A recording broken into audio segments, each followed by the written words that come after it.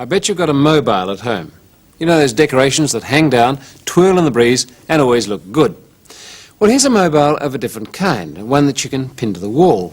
And I'm going to use a cat, because cats usually look pretty good too.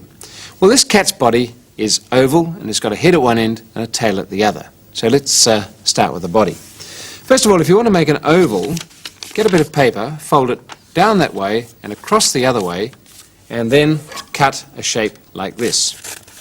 Then you can't go wrong. If you open that out, you get an oval. That's a bit small. Here's one that I've already done. And that's got the advantage too of having a midpoint there where we're going to put our pin for pinning the cat up, like that. And we can use that line to use a paper punch so we can knock holes through there and there in the cardboard.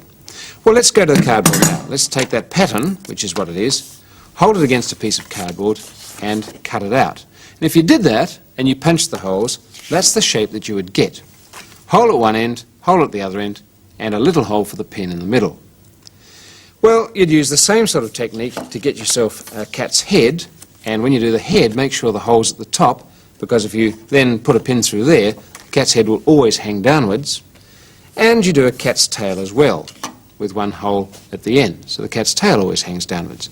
And you decorate it with felt pens. This is a tortoiseshell, but whatever you do, make sure that the hole is surrounded by black. The cat's tail is there, with black around the hole. The cat's head is there, with black around the hole.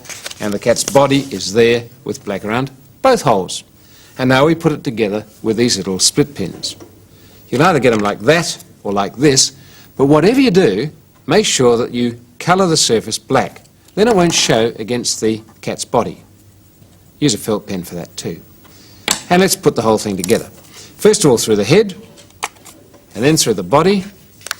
Make sure that when you bend those legs over, it's very loose, so that the thing can swing very freely. You notice how it always stays pointing downwards.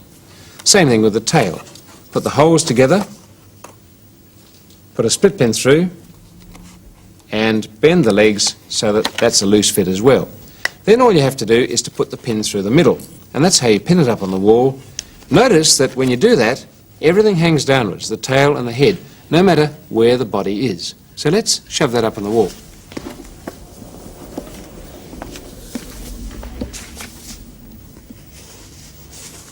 And there it is, your decorative cat mobile.